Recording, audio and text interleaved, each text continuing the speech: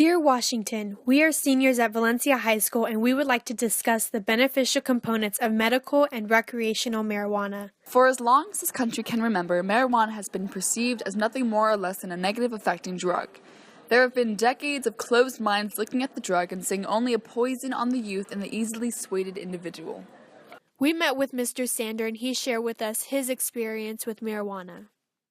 62 is when I started, 69 is when I started high school, and graduated in 1972, and that's the start when marijuana first became known, and it was getting popular, and kids started using it, and other parents were telling you how bad it was, and all the kids were trying it, and we were like surprised when friends we knew would try it. We just thought couldn't believe that our people were trying it, and then more and more people were doing it, and until it became so prevalent that you couldn't go to a party, you couldn't go to a gathering or a group without somebody lighting up or smoking. You just smelled it everywhere. It was all over everything. So until I went into Vietnam in 72, got out in 75, and while I was in, it was real prevalent in the service. There were guys who smuggled aboard ship. They had areas aboard ship where they could hide out and smoke the marijuana until they started doing drug testing in 74. And they started slowing down a little bit. But when I got out in 1975, it was still everywhere. You couldn't go anywhere or do anything without being in it. You couldn't go to a party without somebody there smoking. If you were trying to get a clearance or worried about getting arrested, you couldn't even be at the same party with that. So that made it awkward at times. But it was, I remember when it first got started and people were all against it. It was bad, and then more and more people started using it until pretty soon it was just as commonplace as cigarettes practically. And what were some of what were those things that it helped with? Why were people really crazy about it back then? Just because of the buzz, the high. They just like that. Some of the kids back then couldn't. You could get marijuana back then easier than you could get alcohol for a lot of these kids. Okay, but when you did marijuana, what did it help you with? I tried it 2 or 3 times just because of the fact that people would get nervous if you were in a room and they were passing a joint around and you didn't take any, you'd pass your turn or no thanks. People would get nervous, thinking oh, maybe he's a narc or maybe he's gonna tell on us or turn us in or whatever. So I would just take hits occasionally just to kind of make people feel at ease with me being there, but I never got anything out of it until one night I was at a party and I decided to celebrate because I was going to hook up with this girl, and I wound up getting just giggly, silly, goofy in a corner until it turned her off, and it cost me sex. And after that, I never forgave it, never tried it again. I was bad at it. God forbid. Yes, but it was a euphoric kind of silliness feeling, but it I got buzzed, I got drunk without the hangover. Okay. Yeah, thanks, Dad. Recently, marijuana has been used in the mainstream medically. It is most used to treat certain forms of anxiety and depression. The chemical in marijuana has been proven to help with some of the most severe cases of clinical depression if used regularly. We had the opportunity to interview Cole, a student at Valencia High School who uses medical marijuana, and he shares with us how America views the drug. Hello there, what's your name? Cole Rademacher. And you use marijuana medically? Indeed. Alright, what are some common misconceptions about marijuana use?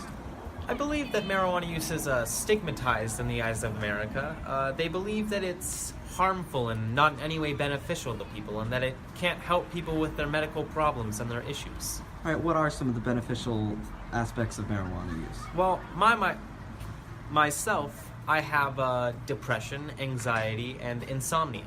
And I use medical marijuana to treat all of those issues, as well as other issues like pain tolerance, and just to feel happier, All right. On the other hand, many believe marijuana has a negative effect on society, including Monica Carvajal, a nurse whose medical experience has led her to develop a distaste for marijuana and its effects. So, smoking marijuana is very bad for you in many different ways. It's bad for your brain, it's bad for your lungs, and it's bad socially because it's not exactly the type of thing that makes you interact with people. It makes you more withdraw and be self-focused.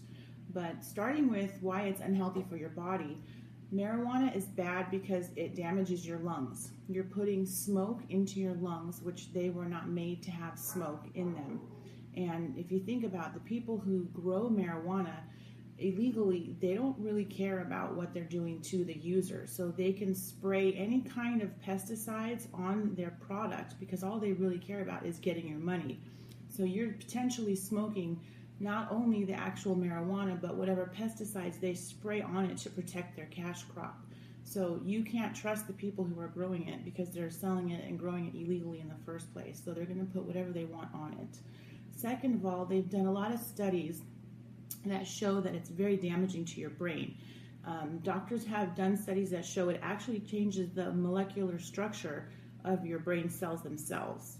And also it affects your short-term memory, which it doesn't affect it in a good way. It impairs your short-term memory. And it also impairs your thinking while you're on it, and it also impairs your coordination. And that includes driving while you're using marijuana. These words stand true, and while America needs to recognize the positives of this unique form of medicine, it also needs to recognize the consequences of abusing it.